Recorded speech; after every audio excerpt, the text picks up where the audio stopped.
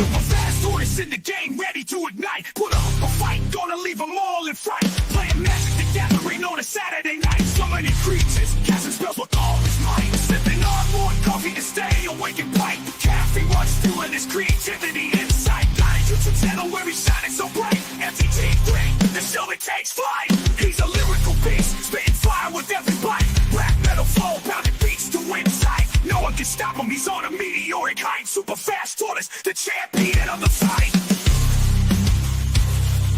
Good morning, hope you're up. Enjoy that coffee in your cup. Good morning from the shelf. Super fast tortoise does so well. Sit back, relax, time to chillax. Face the facts, morning coffee show intact. Let's enjoy the show, let's enjoy the flow. Morning coffee is the best. Chatting with friends, we are blessed. Coffee for every dude. Have fun, enjoy the show. Let this channel grow. Let's enjoy the show. Morning coffee is the best. Chatting with friends, we are blessed. Due to the mood, coffee for every dude. Good morning, KJ Cowboy Dan here with the In the Shell Morning Coffee Podcast. This week in history. January 27, 1978, the first Garbage Pail Kid trading cards were conceptualized by the Topps Trading Card Company. While the official release was in 1985, this week marks the early brainstorming phase where the parody cards were first envisioned as a humorous spin on the popular Cabbage Patch Kid dolls.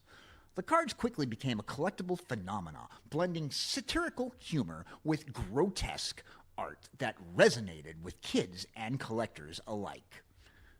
Thank you very much, and have a great day.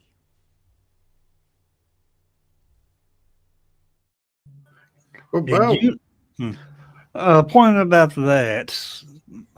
Did you know that the Cabbage Patch Kids company actually sued the Garbage Pail Kids because of the similarities and everything? They got sued.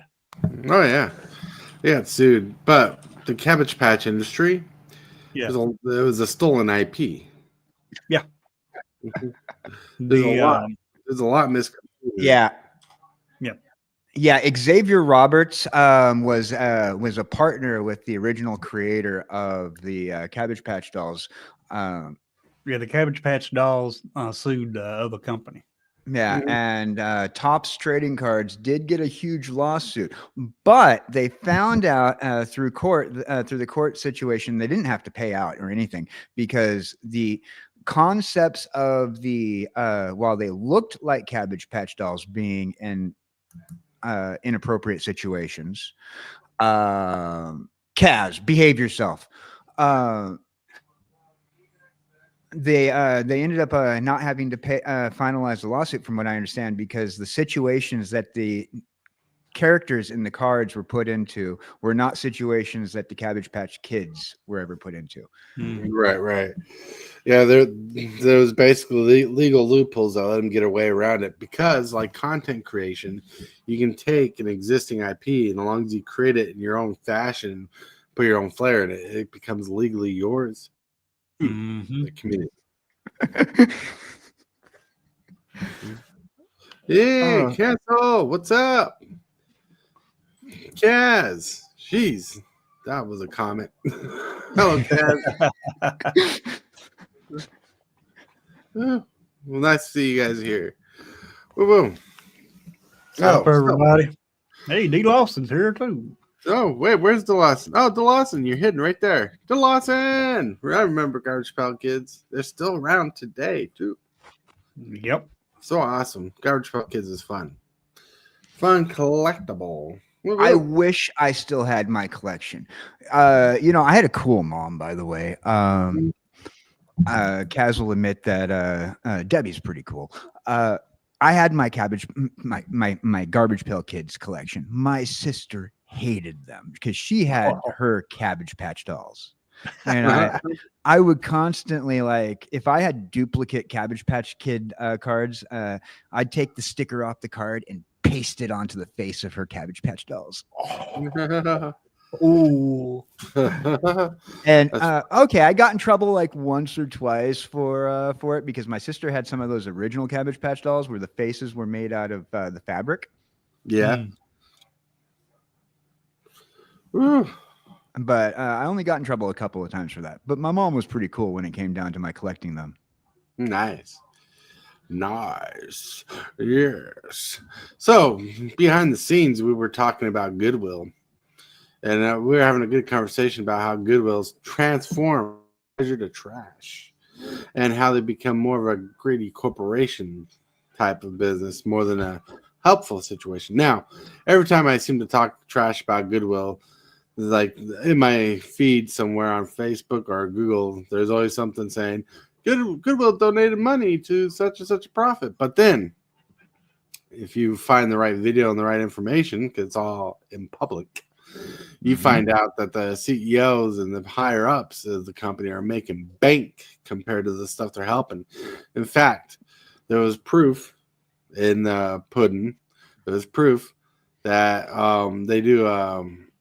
they pay for people. They have a program that will help sponsor or pay for people to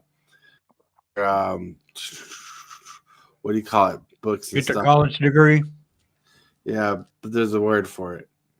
But anyways, that one of the things went to their kids. Yeah. Yeah, it went to the CEO's kid. They full run scholarship to for that they were supposed to be doing for low income students entering college that they could apply for, and one of these full runs went to the CEO's kid or grandkid or something like that. Wow. I don't remember exactly what the story is. The last one has some bark. It says Goodwill is a scam. They are making money than helping people nowadays. Yeah. Yeah. You know who you should use instead of Goodwill? If you can, go to Restore. You know, go to Restore. They help with homes for humanity, I believe it is. And then I think that's the organization. They restore. They don't. They salvage all the stuff from these homes being torn down to resell and also put into these houses that they're building for low income people. So, I always prefer. I tell people, don't go to Goodwill. Don't go to Goodwill. Deseret is a more Desert Industries, the DI. I'm from Utah, Hansel, so I know exactly what you're talking about.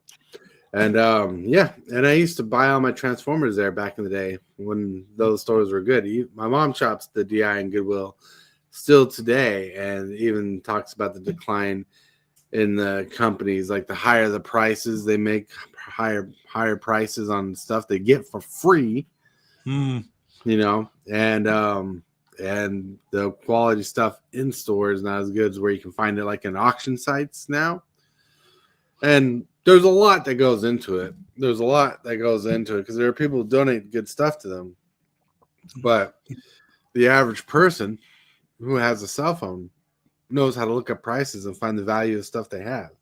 Yeah, I got a store like that right up the street from me. They supposedly help the homeless get homes and stuff like that. However, you go to, for example, Walmart. You get a brand new pair of socks. All right, you go to this place, you get a pair of used socks for the same price that you paid for those socks at Walmart. Right. That's not good. The Lawson says Restore is a good place to go. Never heard of Restore, to be honest. But hey. Hansel says, I was wearing Abercrombie from the DI yesterday. Hell yeah. Good clothes. I got a nice pair of shorts I love. They're like skater shorts, I call them. Even though I never was a skater. I was a blader, rollerblader back in the day. But yeah, I love those shorts. You can find good clothing at stores because those don't go to auction very much. The King Zombie. Hey. I hope you guys have a good podcast today. Thank you. You already drank 2 cups of coffee? Nice. That all? Yeah, that all? And so, moral of the story, don't buy used underwear. That's right.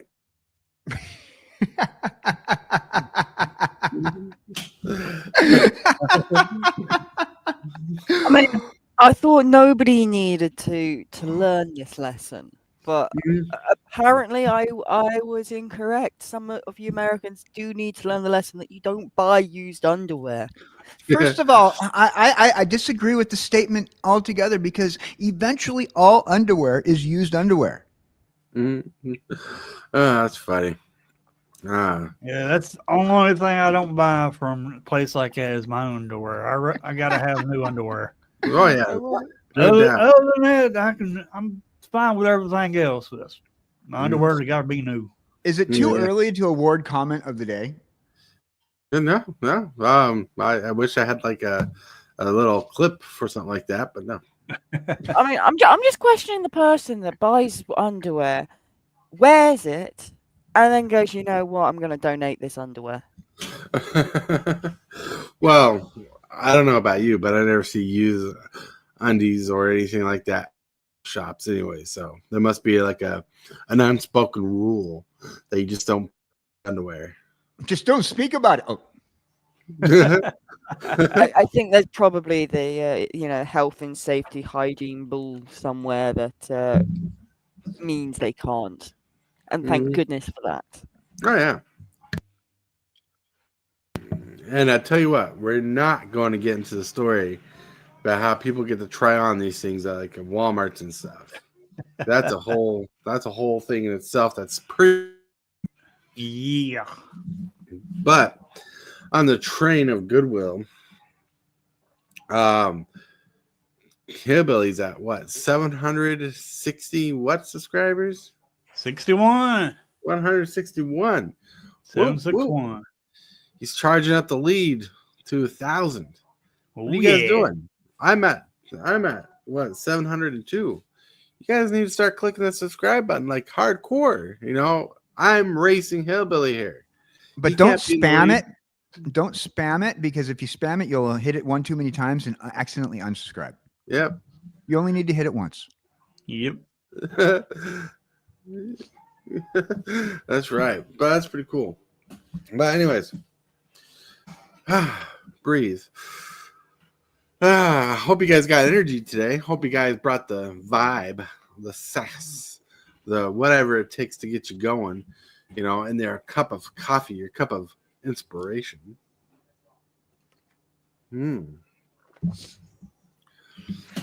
So anything good happened this morning for you guys? Well, not really, except for the only thing that's happened to me is my heat went out No. last night. That's Oh, why no. I'm wearing my coat, because my heat went out.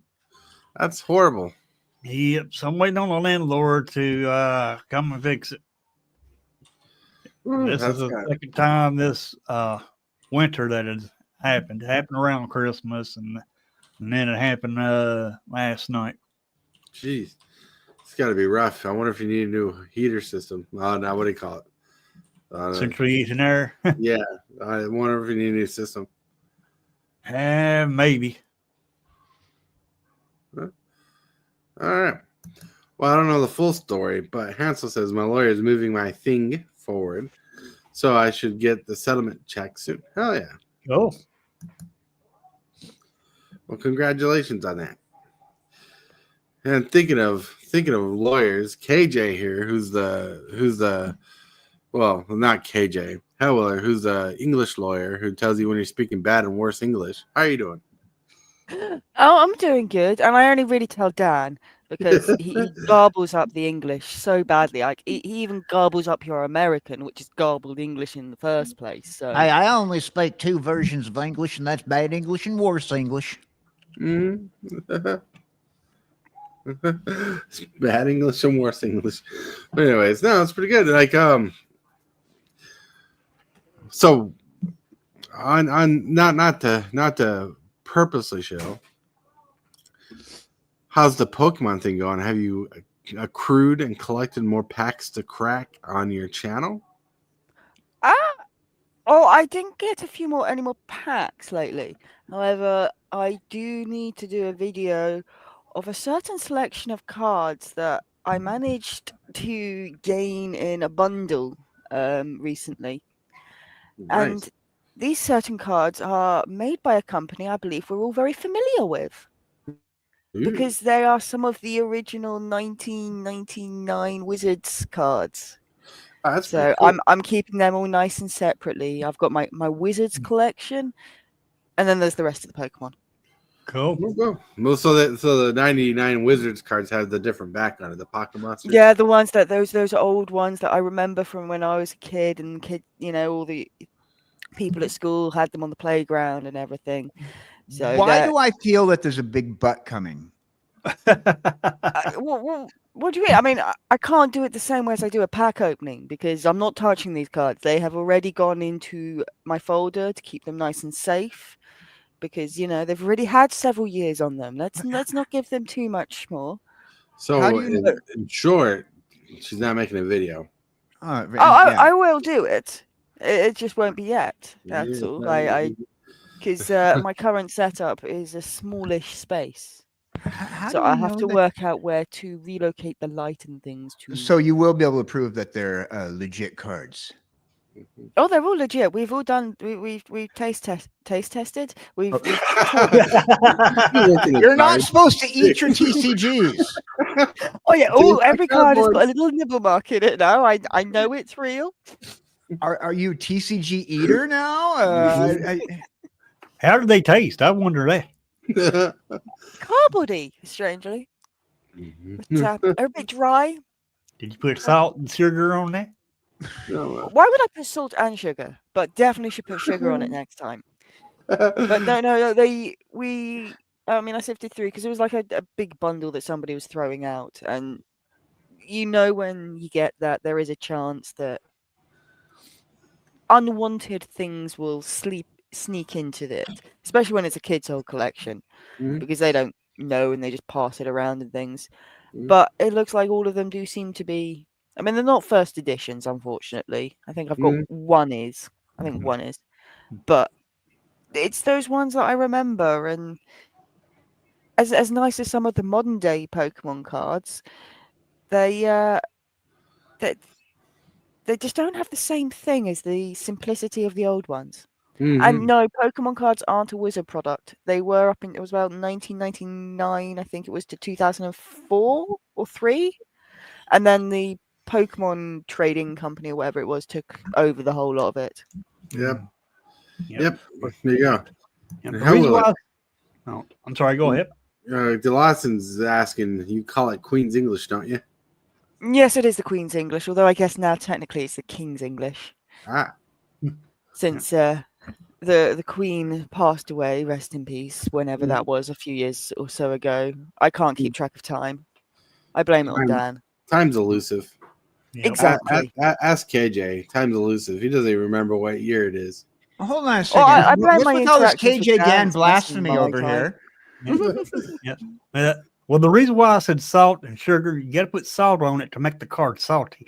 Then you got to put sugar on it to make it sweet for you. Well, hold on a second. We know that Hillbilly likes his salty cards. And Tortoise thinks that putting a little sugar on his cards is a board wipe. That's not sweet. That is salt. I don't care who you are. Tomato. I mean, Hansel, I actually have like an entire collection of those QR code things. It's kind of my backup when I get a bit low. Then I'll open up 20 packs on that thing, but it's not the same. I don't, not a fan of digital cards versus, I'd much rather have the actual pack and real cards. Yee. But I also understand that the company's annoying and wants to charge you to play it online. So you kind of get stuck into which one do you want to do. If you want to play it, then you got to bite that bullet. Eat the card. Yeah. Well, see, I like playing Magic. I'd rather play the paper, but hey, there's arena where I can still play whether I have the cards or not. And hey, I mean, at the moment, I'm never play. incredibly grateful that Lolcal uses TTS and everything on there is currently free because obviously I have not found. I've seen there are meant to be more Brits appearing in the Discord and things, but I have not yet actually found any or know of anyone nearby for me to play with. So the only way I can play it at the moment is with TTS. Mhm. And I'm glad I don't have to put out another expenditure that I don't have because I want to collect the cards, but I also want to play. Delasso says eating cards is a good way to get fiber. Yes, very good way to get fiber. Hansel says I opened up an reader pack. I don't know what that means. I believe they're referring to the QR codes, which give you a digital pack. You don't Oh. get as many cards in the digital pack as well, because I don't think all cards printed are available on digital. Yeah. Oh, okay. And he says, wanted to yeet them in the trash. Oh, an e-reader pack. Okay. Twiddler, yo. What's up, Twiddler? Yo. How's the health going? Doing pretty good. But all right. I digress. We had a fun conversation. We went here. We went there. We went everywhere. Now it's time to hit this button that goes boop. You are watching Super Fast Tortoise. Put up a fight, gonna leave them all in fright. Playing Magic the Gathering on a Saturday night. So many creatures, casting spells with all his might. Sipping on more coffee to stay awake and bright. Look, we made it through the wilderness of conversation of Goodwill and Pokemon cards. And somehow we got to talk about eating cards, Yeah. You get 2 cards, a little mayonnaise, have a card sandwich. I mean, it's kind of what happens when you put my brain into the mix. It's kind of unexpected things. I think a word, Right. and somehow, in that short distance between my brain and my mouth, it gets lost in translation and comes out entirely different. And she says I butcher the English language. Hey, at least I don't do it on purpose. It What is is it? my brain being cuckoo. I can remember. I can imagine the PSA grading companies. While they're grading the card, they look the card and be like, it's a real product. This is real cardboard from Wizards of the Coast or real product from Nintendo. They get the microscopes to look at everything. They get the lasers to make sure the edges are perfect and stuff. They do all that, but tasting the card is a central part of the process of grading a card. Oh yeah. But anyways, I digress once again. We are lost in track. We need to get back on track. We need to get into the moment. We need to zoom as we're racing to the topic of the day. We need to get to the first segment of the day. We turn left. That's my right. We turn left. We turn right. If we turn left, we turn right. But anyways, getting back on track. Now, Billy, where are we supposed to be going? Well, since we can't sift the cards, it's time to go to the card of the day. Card of the day. Combo breaker. Woo-woo! Hillbilly wanted to show this card. Yeah, it was one of the new cards. I figured you'd like it, Tortoise, because it's a robot turtle. I didn't pay attention to that. I read the ability. I'm like, I don't get it. This is I love this card. First of all, the artwork on this card is bringing to me Super Mario Brothers, like kind of like a dark Super Mario Brothers feel. Well, it kind of reminds me of Sonic. Some of the robots they have in the game. Mm-hmm. But yeah, I didn't even pay attention to that as a robot turtle. I read the mana cost, the power and toughness, and the ability. I'm like, what? So whenever this creature enters the battlefield, return target creature, vehicle, and opponent control sits on his hand, which is draftable. If that opponent's speed is greater than each other player's speed, reduce that opponent's speed by 1. which I'm like, okay. This effect can't reduce your speed below 1. So, a lot of text on this card. The picture on it's pretty cool. Like I said, it reminds me of Sonic the Hedgehog, like some of the robots they have in the game that go around, and I can't remember what other game that's like it. But yeah. I mean, isn't it kind of like the shell on a Mario? Is it the green ones? The spiky ones? I I don't play Mario too blue much, ones, so blue but ones it's are spiky. giving me a Mario thing. Blue ones or red ones are spiky, I think. I can't remember which one. Hansel wants to make you feel better. It says he butchers 8 languages. Thank you, Hansel. It does. It makes me feel much better. Hansel See, I'm not the only made a video on it yesterday. Wow. Hold on. You made a video on it on YouTube's?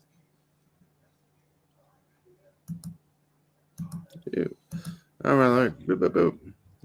Drop that link in the Discord. I mean, this is a 4/4 for 5 mana. Oof.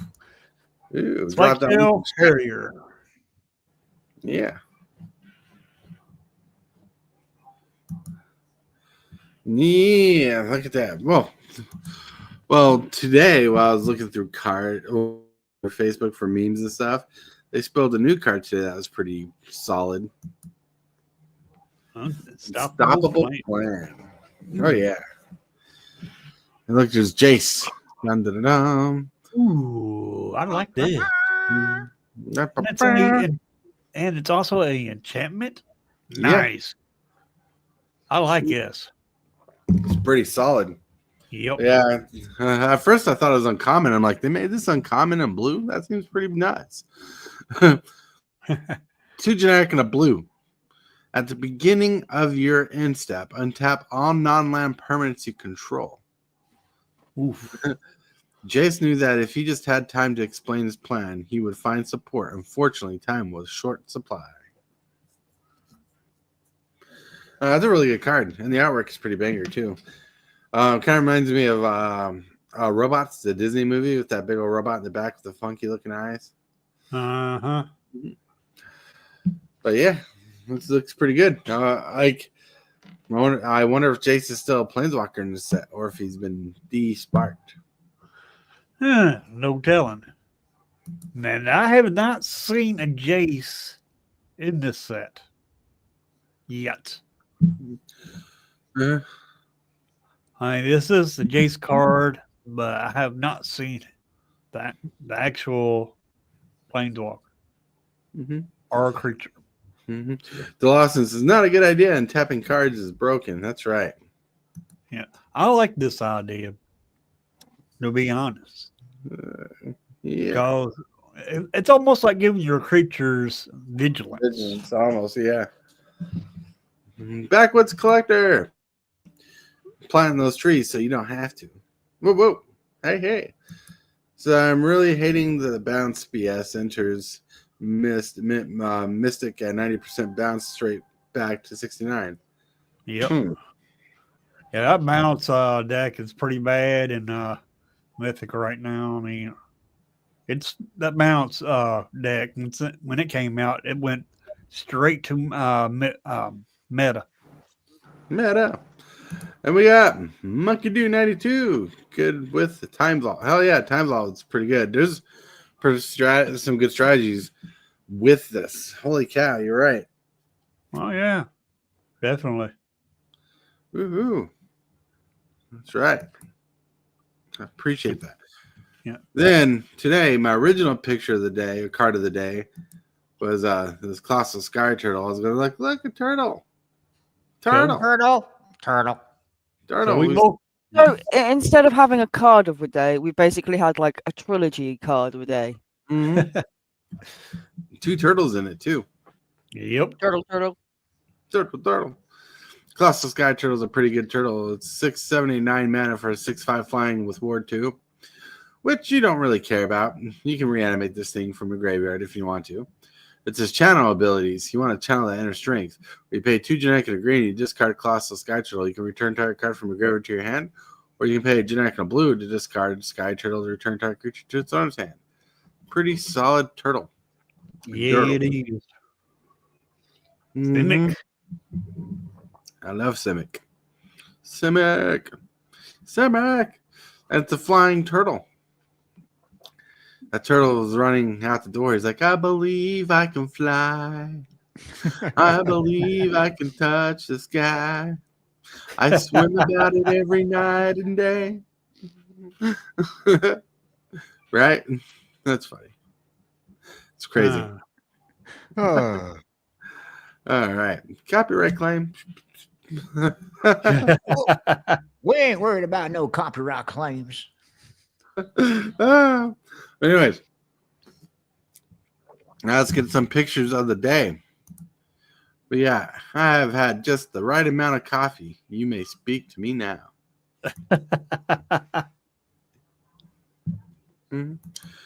Is it? Hensel says, I like it's either bounce or the children and bloodbath. Black, white, vamp combo. Oh, nice. Yeah. This little chap is just saying, it is now acceptable for you to be in my presence. It's acceptable. Yeah, this is a good picture of this particular Mogwai here because in the show, in the movie, his eyes will always circle around his face like he's crazy or nuts. So this is like a good still frame of this particular Mogwai. Yeah. I think he had too much coffee in the movies. Right? Puppies. Cafes. All right. Next picture of the day. We got speak you shall not until coffee I have. Agreed with this, I do. That's right. Agree. Coffee is the whole energy that brings us together in the morning. And so I just drank my third. Ooh, someone's going to be wired. I remember when they first showed him this character right here, they thought it was Yoda, but it's not Yoda. Right. People called it Baby Yoda because they didn't have a name for it for a while, for a minute. Right. But they forced people to call it the child. The child. Then they finally revealed the name as Grogu. Grogu.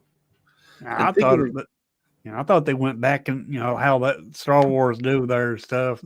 They'll go one year and then go back in another year backwards. And I thought they did that and showed Yoda, but they didn't. It makes sense. And the next picture of the day. Boop, boop. So I just came for the coffee. It's funny because this is like obviously like AI generated or something. He's got like a little baby ET holding a cup of coffee in front of a cup of coffee. Wow. It's called the double shot espresso. Yep. Well, I guess he's using that big cup of coffee to fill his little bitty tiny cup up. Yeah, it's like a little well of coffee. They dips his cup in to refill his cup. But this is a guy. He's a little guy, and he's a little guy. He can't pick up the big cup. Mm-hmm. He's a little guy. It'll get all over his laptop. You don't want the little guy's laptop to get coffee on it. Mm-hmm. Right? He's a guy. He's the dude. He's a dude guy from another planet. Which the books, there's 2 books on ET, and each book contradicts itself because in the movie, the book is written based off the movie, and ET was struggling on Earth, where he was on Earth because he's from a water planet where everything's like liquid, which is explained in the book. But in the second book, he comes back and takes Elliot to his planet, and it's not a water planet, so they rotted the story so Elliot could go visit him on his planet. You'd think they would make a ET2 to show Elliot going to his planet, but they never did do that. There was talk about it, but there was some controversy regarding the second book. and it ended up dropping. And then regarding a bunch of controversy with replacing law enforcement officers' guns with walkie-talkies, a whole bunch of controversy during the early 2000s, mid 2000s regarding the all that stuff. Yeah, but I don't think E.T. is one of those movies that need a. No, absolutely not. You're right. You know, I get it was a cash grab. If they did, people would probably flock to it to see what's up. But like, it had a good story, had a good ending. Yep. We kind of had our prequel to E.T. though. Yeah. We had our prequel to E.T. If those people who've ever seen the prequel series to Star Wars, the extraterrestrials from E.T., their people are in the Senate. That is very true. I remember seeing that in a spoilers video. Like, I've seen the movies, but I just didn't pay attention to it well enough. But I saw a spoilers video and they highlighted not a spoilers video, but things you missed in movies on Star Wars, and that was one of them. Huh. And that's right. I never noticed that. Yeah.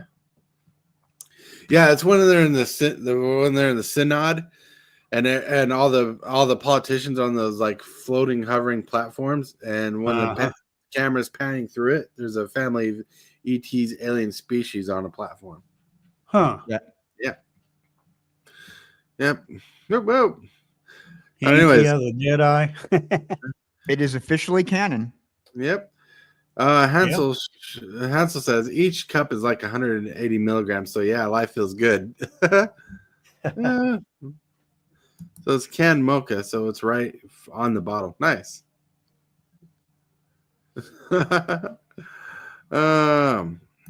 E.T. Jedi would be cool. Yeah. E.T. Saber. I don't know. I'd love to see E.T. as a Sith, because even though he was a good guy in the show, he always scared me in the beginning of the movie. Well, what if they had one bad one and one good one? That'd be interesting. Yes, the battle for the water planet. All right. And that, my friends, have been pictures of the day, except for boom. This one is obviously a clip from Garfield. This is once again, the world is saved by a cup of coffee. Done by Jim Davis. Whoop, whoop. Love Garfield stuff. Oh yeah, I don't use a lot of comic book stuff because copyright issues. But this one has, so that's him. Yeah, but I love Garfield. I used to read all his comics back in the day. Yeah, me too. Yeah, that's right. Right. Anyways, now, if you have a picture of the day, or card of the day, or a question of the day in Discord, you can share your questions, cards, or anything related to the show. You can get shout out on the channel for sharing the thing. Like Kibble got shouted out for the card he shared today. The turtle robot. Boop, boop.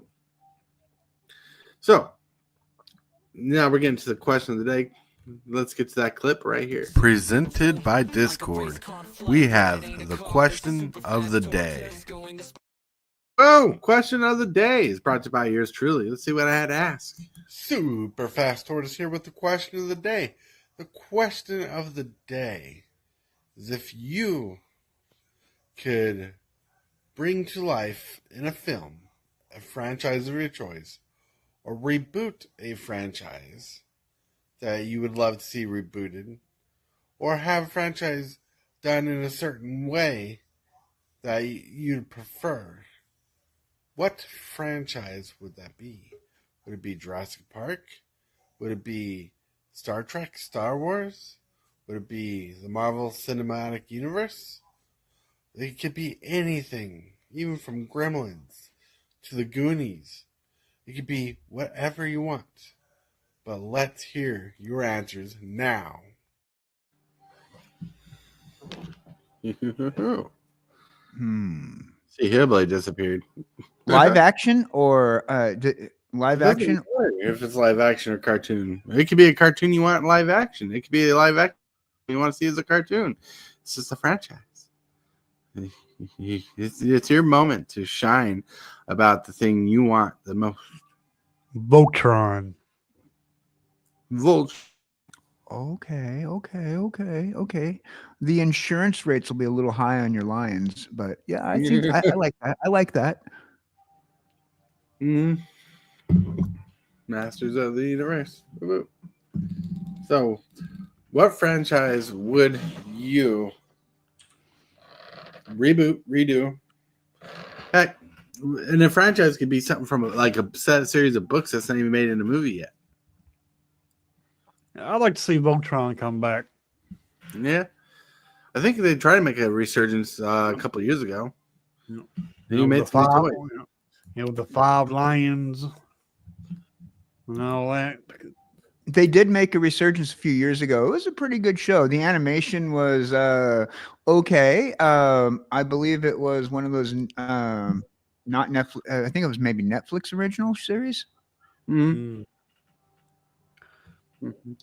Kaz, I want to be Chunk from the Goonies. Nice.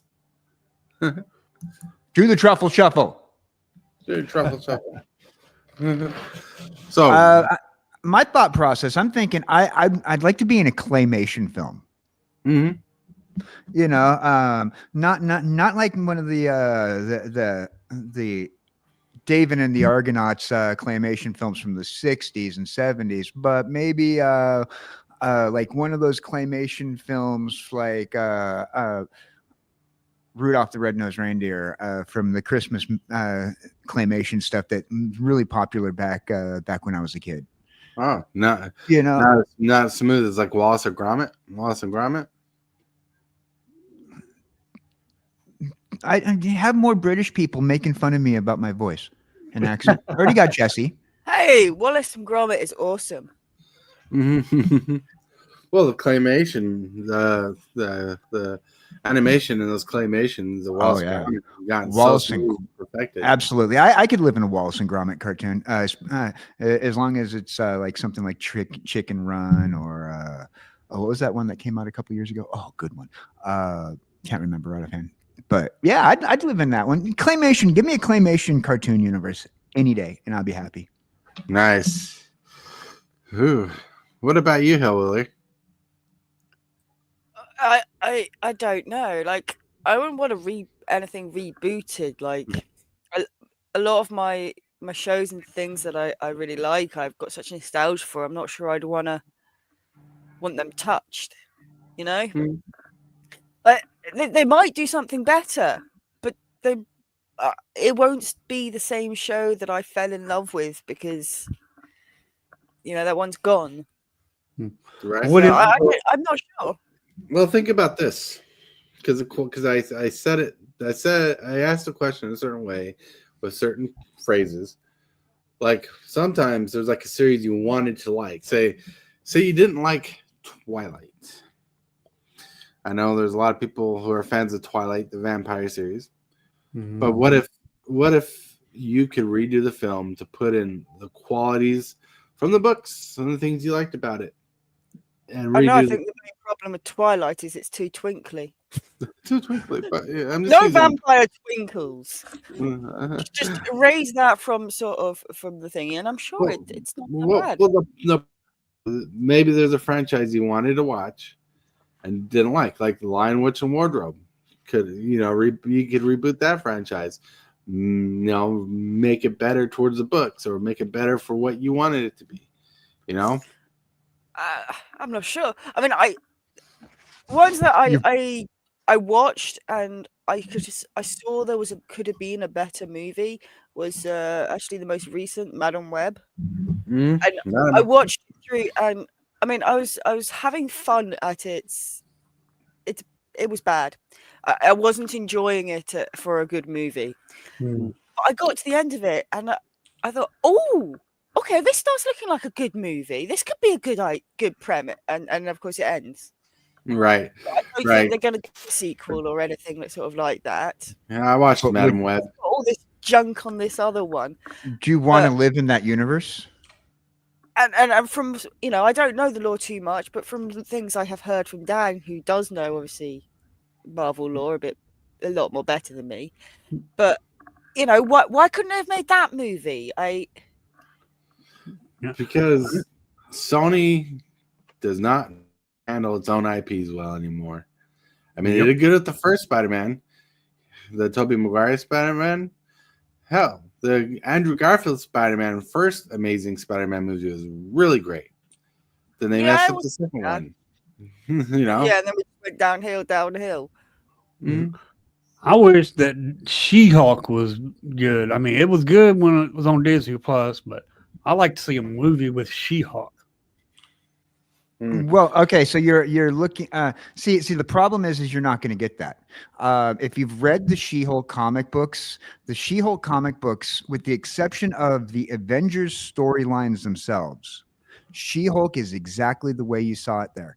The She-Hulk comic book series was intended to get a female audience, and at the time when they were bringing She-Hulk into her own series, her whole thing was exactly what you got in that TV series. If you've read the actual She-Hulk comic books, now with the She-Hulk, I was about to say She-Hulk was more of a filler series that kind of were brought in more storylines to fill in the gaps of certain things and show you how things worked in the background. The only time She-Hulk is ever badass in the entire Marvelverse is when she's teamed up with somebody, because that's when she's not breaking the fourth wall. That's when she's not doing something that a lot of people are going to complain about. To be honest, if you want She-Hulk to be what you didn't see on that She-Hulk TV series, then you're looking at like just the team up stuff. TBH. Right. Okay. Yeah. So yeah, he's telling you the truth there. He's not lying. But I enjoyed it when it was on Disney Plus. It was an alright show. Like I watched it, and at the end of it, I didn't feel like I accomplished anything by watching it. That's the sad fact about it. But it did point out that the Marvel Cinematic Universe was having a problem at the time, and then it was made self-aware that Disney knew. Yep. Yeah. Also, you got to realize as well, with the whole Disney Marvel takeover, it took a minute, especially with getting certain. They still don't have rights to certain characters, so which means storylines aren't going to be accurate, and all this. They're still having rights issues with Spider-Man. They're still having rights issues with Hulk, where those characters are still owned by competing film production companies. And being that they own the film rights to these characters, it's going to make a problem keeping, especially this is a problem for people like me, who are comic book stans. Now a lot of us, just like the magic folk, we are upset about you ruining our lore, but the problem is they have no choice. Because they don't own the rights to their own characters. Hansel says She-Hulk is your little sister wanted to play G.I. Joes with you with her Barbie dolls. Yes, thank you. Hansel is my spirit animal today. I hope they managed to hear that before their phone died. All right, and have a good day. Have a good day. And drink more coffee. More coffee. 3 cups is not enough. All right. But has anyone tried offering coffee to their phone? See if that helps it stay alive. I actually put coffee in my phone a long time ago, like a couple of years ago on an older phone. Let's say I don't want to do that again. Well, you should have had a Nokia. A Nokia will survive anything. Right. Here's a fact of the matter. Proof of the matter is Transformers the movie. What happened to this Nokia phone? It didn't just get destroyed when they put it next to the Allspark. Yeah, right. Nokias will outlast any phone. Too bad the tires no longer exist. All right, now everybody, Don't forget to like this video and subscribe. Moves, the strategies, and the flares with the vast tortoise. He's running the show. The crowd goes wild wherever he goes. Whoa. We need to get to the topic of the day. A topic. I mean, we're already an hour into the show. Yep. Monologue time. Me. All right. What makes a good MTG? Well, what makes MTG exciting? What makes Magic Gathering exciting? How about the ever-growing aspect of the game?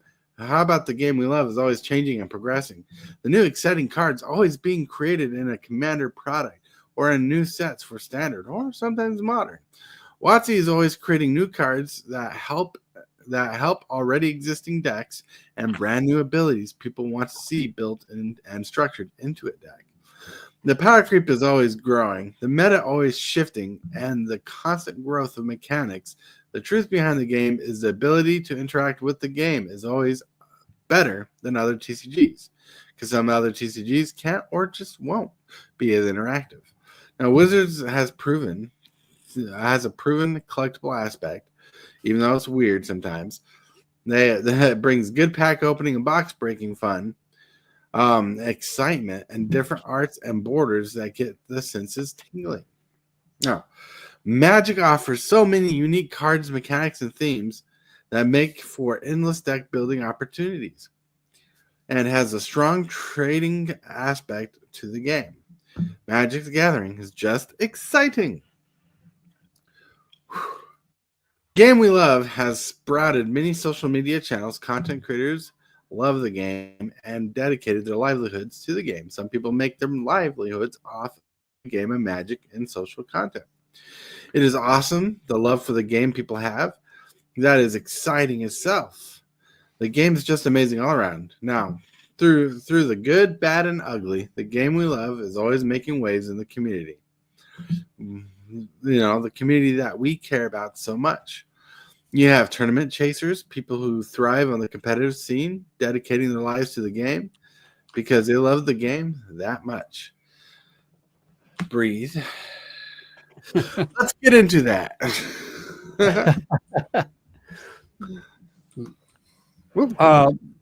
So far, the set that we're in right now, it ain't fully spoiled yet.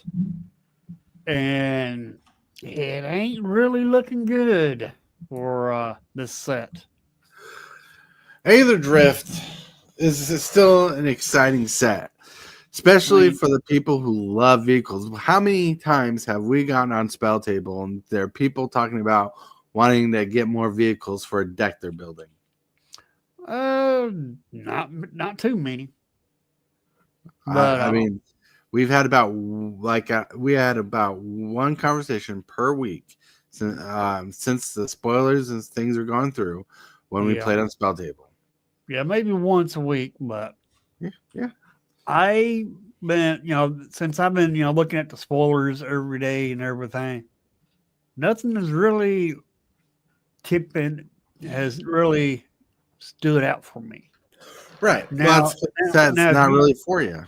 Yeah. Now, Innistrad Remastered, a lot of those cards has stood out to me for a good set. Well, yeah. Although that's why it's a remastered set.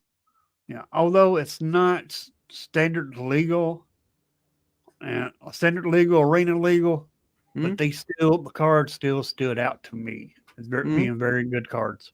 Right. And I know Innistrad was a very great set. Not knocking on that or anything, but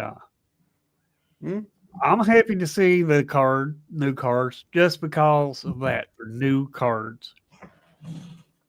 But that's about really the only thing that I'm getting from this new set of Aether Drift. All right. That's all, folks. We had a good conversation today. No, I'm kidding.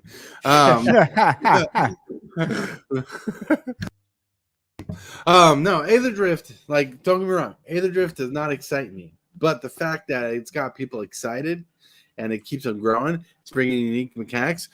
Heck, there's some cards in there that are really good, like the blue card today that untaps your permanents at the end step.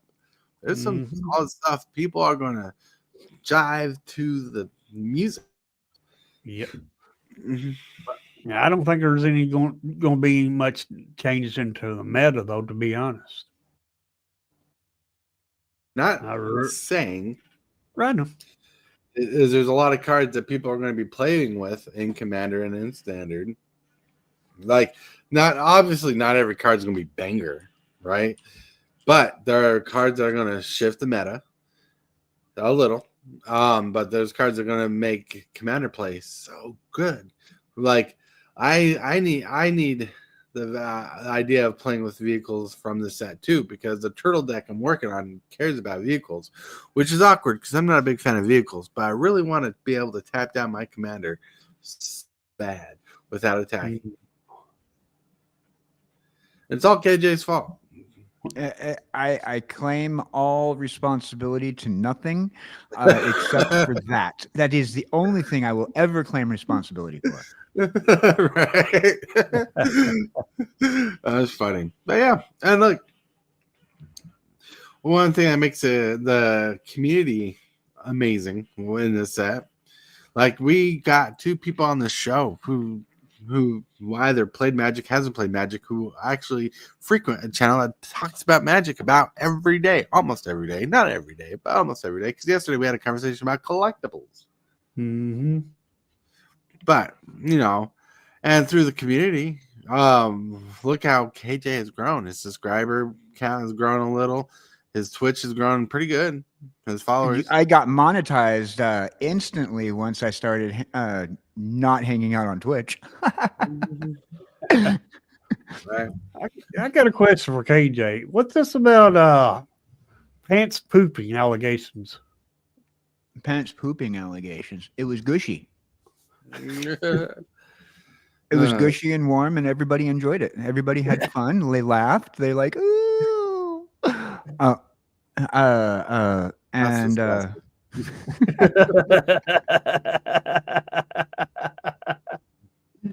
And I know the sad truth is it might be funny, but there are people who deal with issues like that all the time.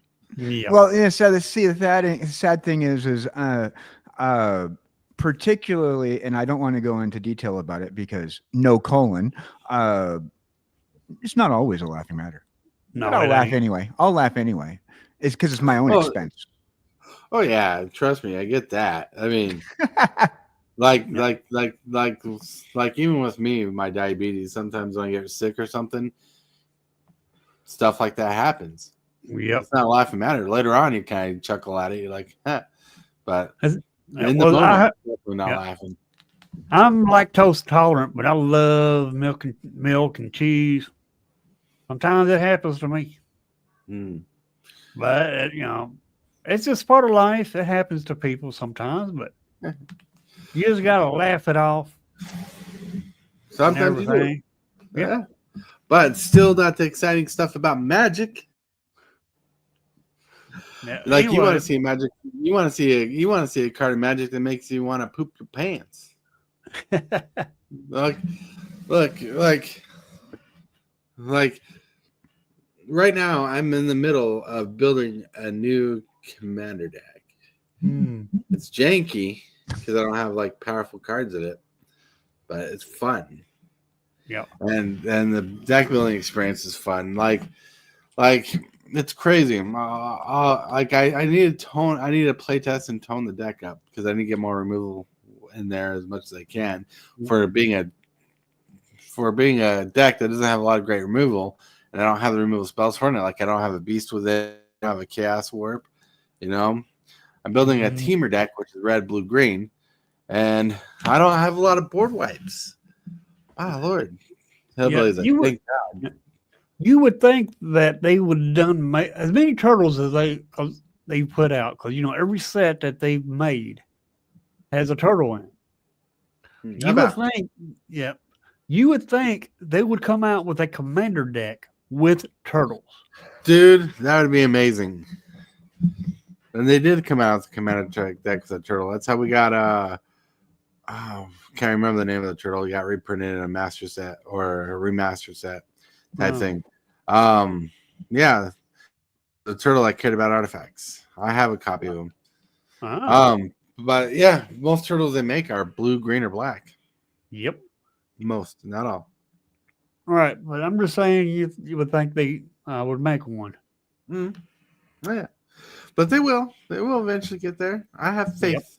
I'll probably be like 100 years old, and my retirement would be like, I get to buy a turtle deck. Probably. Probably. I mean, they've made Bloomburrow. Bloomburrow was all about creatures, And there's a and it turtle was, tribe and it in was Bloomburrow, but not in the set. all right, but it was all tribal animal tribal sets. I mean, decks. Well, they can do that. Why can't they do it with others? Why can't we go back to maybe next time we go back to Bloomburrow, they'll have different creatures and maybe they'll do a turtle. Maybe. Varying on how fast it goes. We still got a year to go through before we see the year after's roster. True. But Magic is exciting, hey Billy. Yeah. Hence the topic. Right? Yeah. Magic can be exciting. That's for sure. Yeah. Oh yeah. And look, like there's some crazy stuff in it. Look, imagine the amount of people who invest their time into the show, of their own show, of their own content, their own social media platforms. People who garner sometimes a bit of wealth on the side for it, but also garner the love to put in a full video and edit the video. Saying, I want to show this to the world.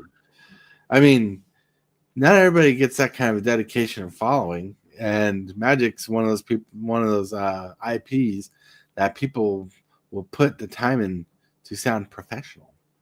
Now, not saying not everybody's professional, but everybody has a thought about it who has a content, and even if it's negative or positive, they love about it. Mm-hmm. Mm-hmm. Why are you frowning, KJ? You're muted.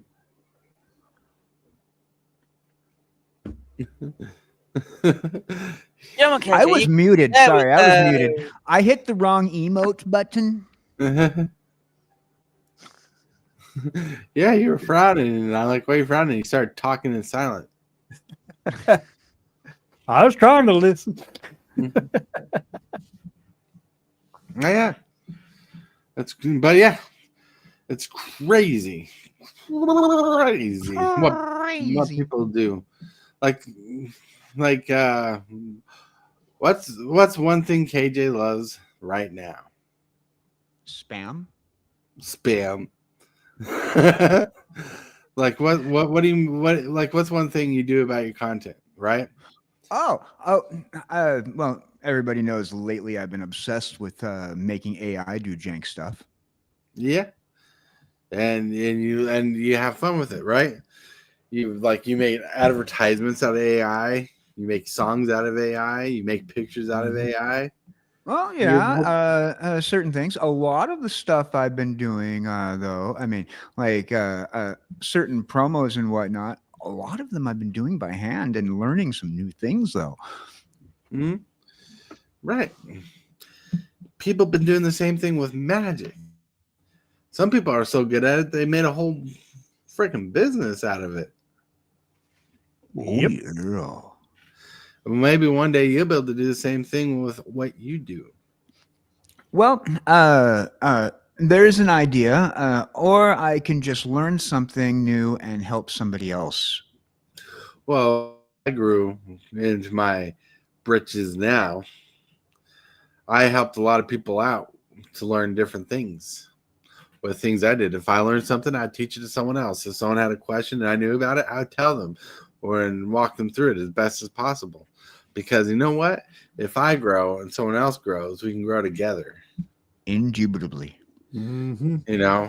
Because our long-term friendships will help us amass a good community, a good following, and have a good natured friendship that lasts for a while. So it is beneficial to both parties. Yeah. Indeed. And when is Hellweather going to become a straight Pokemon channel? That's all. No, it's when locale becomes big enough, and that's all I can do. Yeah, locale. But I think we've got some years still to go. It's growing. Locale's growing. Oh yeah. I mean, they got bought out not too long ago by a certain YouTuber I shall not name on this channel. They didn't get bought out. He's about half-ish. Right. It's still the main guy running the show and everything.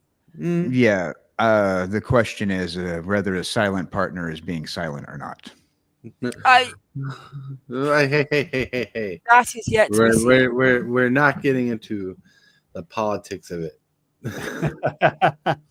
The point of my comment is, if it gets big enough, you could probably start profiting on your channel from the content you make, even if it's the profit from dividends, like actual money, or profit because the subscribers and you grow, and it makes you feel good.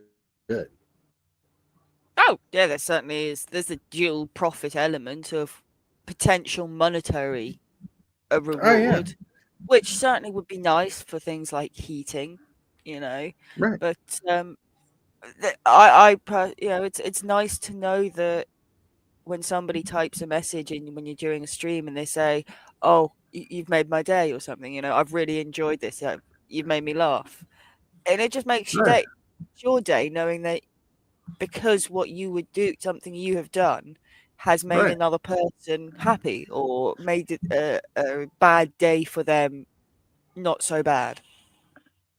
And the same thing with Magic is Magic, like people involved in Magic in the community and help people do the same kind of thing with their content.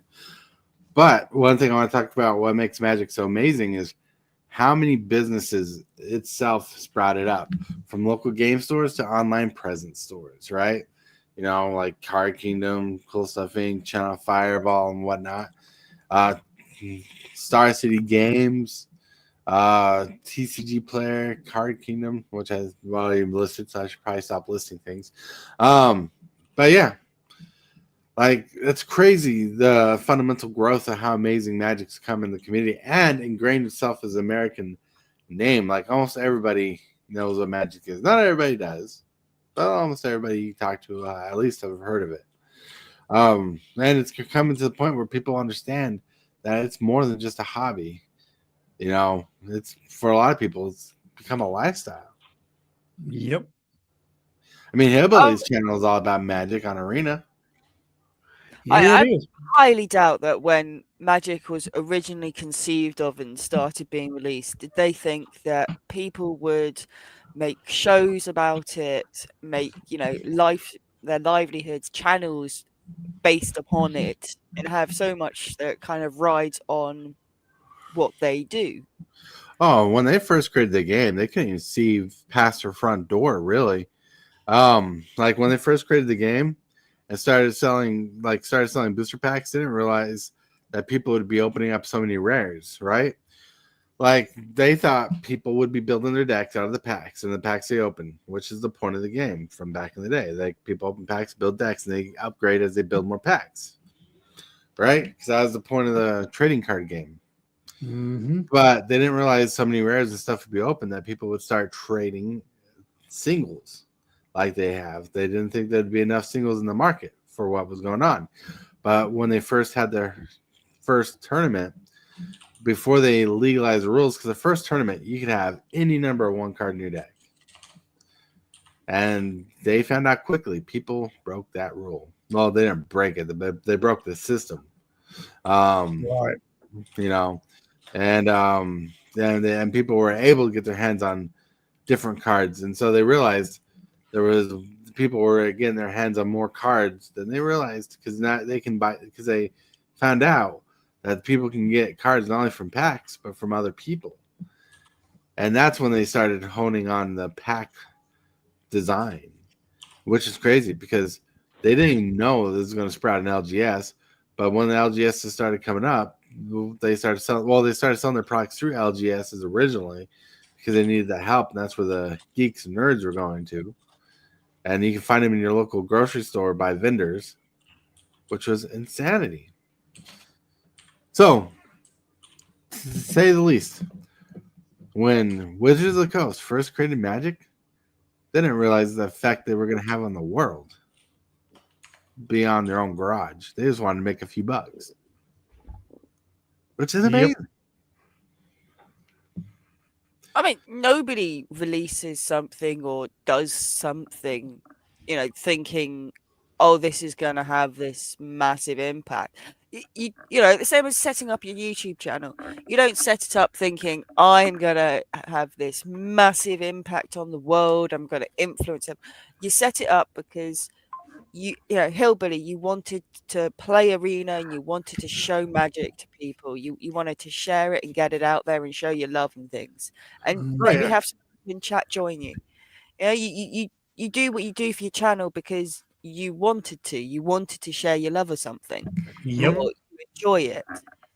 You have no idea that would then have, or Tortoise setting his show up. He had no idea that it would then end up in this morning show being created that he'd do with you, and then that KJ and I would join, or anything that would happen. Oh yeah, Yep. No clue. Exactly. I never thought I can dream about 1,000 subscribers when I first started, or have the show go on as it goes on, and have the guests that do. Yep. And I never thought I'd have 761 subs. When I first started my channel, I was like, well, it's a hobby. I do enjoy playing Magic. And I enjoy, sharing what I love with other people. If the channel fires off, if I get monetized, I get monetized. If I get partially monetized, then I just get partially monetized. I don't care. But I just want to show what I love. Right. And now I'm where I'm at. I still, every day when I look at my sub level and everything, it still amazes me of how big my channel is. I mean, I know it's a small channel still and everything, but just where it's at, it's bigger than what it was when I started. Oh, yeah. To me, it's a bigger channel. So, but just from where it's at now, I'm still getting amazed every day when I look at that subscriber level. Well, look at the depth of it. How many people are members on your channel? Well, some of them are gifted. I mean, look at the members on your channel who paid for it. Well, true. I never thought that to happen either. You're in a position where people are legitimately paying you for making content. Yeah. And also paying you to have their friends make your content if you're gifting subs. All right. Yep. Right. So you're doing a lot. Like, it's amazing. Wizards of the Coast has done that. Like I have memberships, and we both purposely made our memberships lower tiered, like price wise, because there's not a lot we can do, right, with all the money. But we get it when we get it. But the fact that we have a garnered relationship because of Magic the Gathering and our love and passion for the game and stuff we do, people are willing to pay us for it. It must mean we're doing something good. I agree. I mean, KJ has people who pay for his content through the, what is it? Not the follow, but the subscribe on Twitch. So, we have to subscribe on Twitch. Also, I've had a few people who don't like supporting Twitch who support my Ko-Fi. Yeah. And donate through the Ko-Fi. So we've been doing pretty good with that so far. Nice. So just imagine how amazing that is, though, right? That people will do that because we love. Well, Hillbilly, I love Magic the Gathering, but KJ does what he loves, just to have fun doing what he's doing. Yep, it's true. Mm-hmm. And that's and the home and in. That's what makes Magic the Gathering amazing.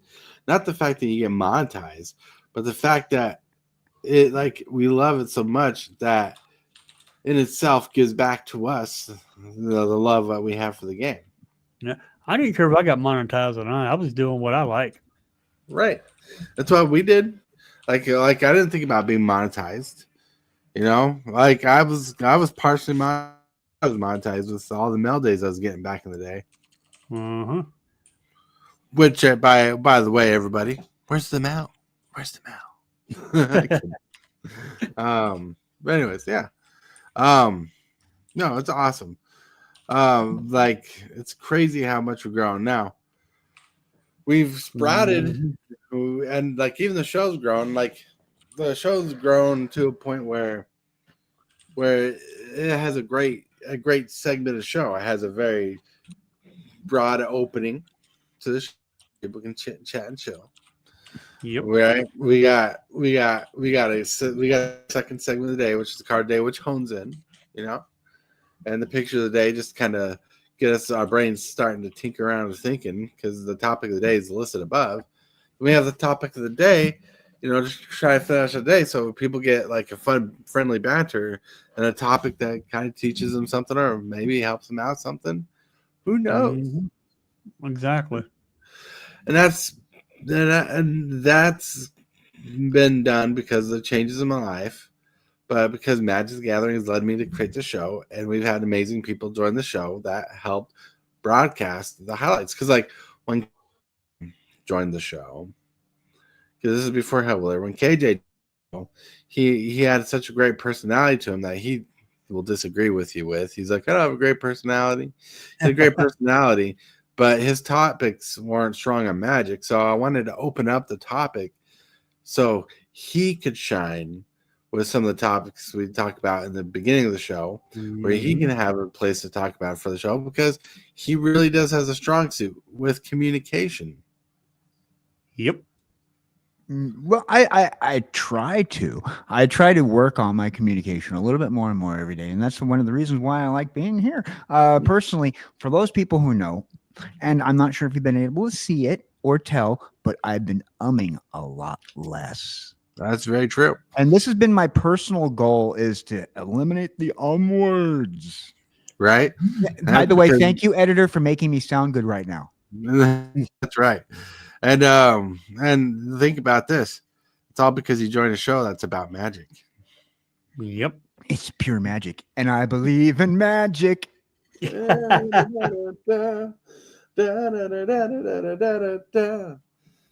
mean, yeah, but all four of us probably has come a long way from when we first started. Right. Oh yeah.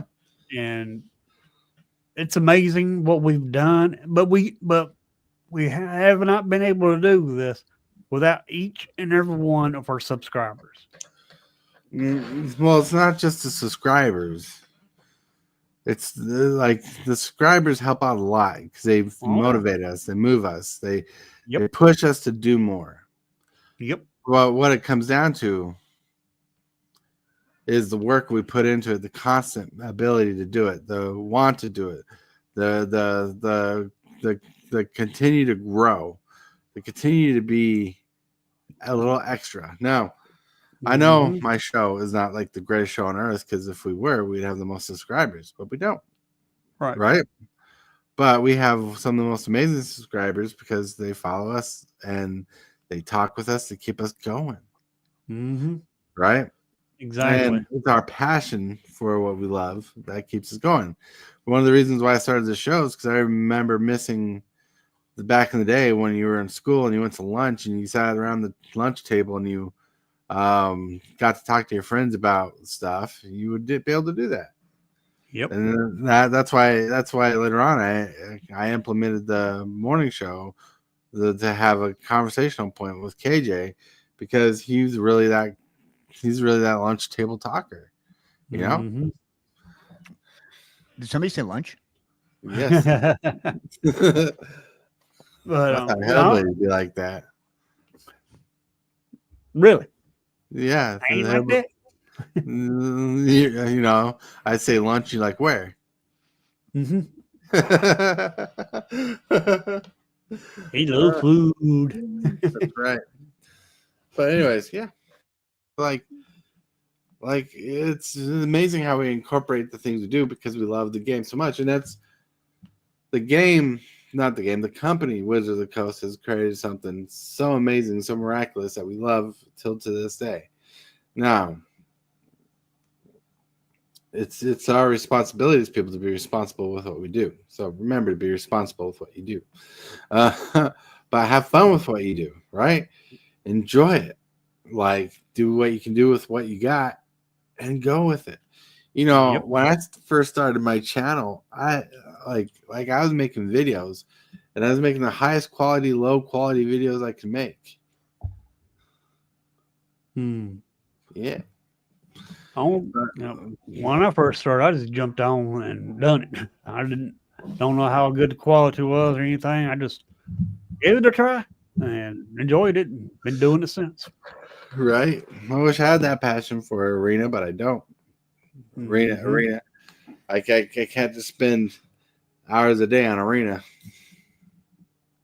Well, the hardest thing is passion, talent, beyond all that, beyond all what you're putting into it. The passion and everything is only the beginning. What it takes is to hit that go live button every morning.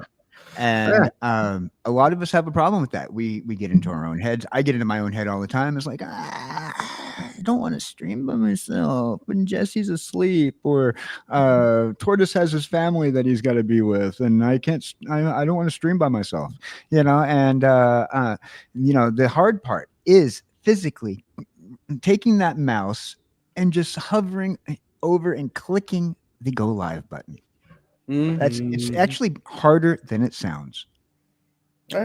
Well, Well, but the truth is, it takes the practice of doing it to get better at it, anyways. yeah, I don't find it hard for me to do that anymore. Now, when I first started, yes, but now I don't find it hard to push that live. All right. No, it's pretty good. Doing pretty good. But Magic the Gathering is amazing. What makes it amazing is the people who build upon it. Like, if no one bought Magic the Gathering, no one would care about it at all. That's right. And the people who started playing the game loved it so much, they started teaching their kids and their friends to play it, that it became a world phenomenon. Yep. This is pretty cool. But anyways, I digress, and I'm looking at the time. I gotta hit this. Hit that subscribe button. Become a part of the creep. Too much to take. Show is lit. MTG 3, are you game? Rise, creep, rise. Building a following as we gain. Spitting fire like a dragon. No one can bring us down. MTG 3 in the house. We own this town. Ripping through the beats with a fury. Whoa. Hi, everybody. It's time to get to the shill section. Because we still got a couple projects to do around the house that we didn't get done yesterday. Like we were trying to. Still got it. But anyways, we're going to start with the Hell on Wheels. We got Hell Wheeler. Hey. Tonight it is Tuesday. So not only, of course, is there a Pokemon video that has been released today for Shrouded Fable. Get to look through some of those packs. I hadn't even noticed one this set had come out. It just sneaked under my radar, so I'm glad I managed to get hold of some packs. But tonight, Simulation Tuesday. If you are part of my Discord, then head to the poll section where you can have your vote in what I am playing tonight. Currently, it looks like House Flipper is running the show. But if you want something different, we have Train Station Renovation and Train Yard Builder both on the poll. So if you want to see something like that, head there and have your say. Woo. House Flipper. My wife likes that game. Oh yeah, I need to get House Flipper 2 at some point, but finances, can't afford, and I want the pirate game that's coming out as well. And 2 Point. Nice. 2 Point Hospital's fun. I want the 2 Point museum that's coming out as well. So it's gonna be Cool. Now, rolling over, we're going to the head in the jar. Hey, howdy, hey, boys and girls. So I have nothing planned for today exactly. I'm working on something on the side. And so you won't see me on Twitch today, but you will be seeing Jesse and me tomorrow for a little procrastinating across the ocean, where we are going to be talking about, and then after that, we're going to talk about, I know you don't like that topic right there, but we are going to end it with, trust me, join me, 6 p.m. Central for a little bit of with me and Jesse Hellwheeler. That just sounded so perfect. I just love. That's what it's all about. It's all about nothing, everybody. It's all about fun and hanging out. Yep. Check it out. You never know what's in store there. All right. Now we're going to go from KJ Cowboy down to Hillbilly. Hey, everybody. Today is Tuesday. Tuesday afternoons is always dedicated to my subscribers, to my viewers. In other words, if you want to play a game of Arena, standard pretty much, then come on by and challenge me to a game. And that's every Tuesday afternoon. Other than that, that's all I got planned for today. All right. The today has been planned. Woo woo. It is Super Fast Tortoise here. Today is Tuesday. Today, my wife is off, and gotta get a couple projects done if we can get to it. We are not going to have a night stream tonight unless something happens. Who knows? But if just in case something goes on, hit that like button, like this video, subscribe, so you know when. Subscribe and hit that bell for notifications, so you know when you're notified when I go live. You never know. But anyways, it's gonna be fun. Have an amazing time. Want to thank everybody here. Have a good time. Have a good chat. Everybody in chat, be awesome. But most of all, I'll remind you that you're awesome and amazing. Someone's thinking about you. That you're loved, and if you can, make someone's day a little bit brighter. I totally want to thank you for watching today's video. I really appreciate it, 100%. Like this video as if it's your favorite kind of pizza, dude. And if you wouldn't mind, consider smashing that subscribe button and hit that bell for notifications. Every one of these things you do helps the channel out a lot. The moves, the strategies, and the flair.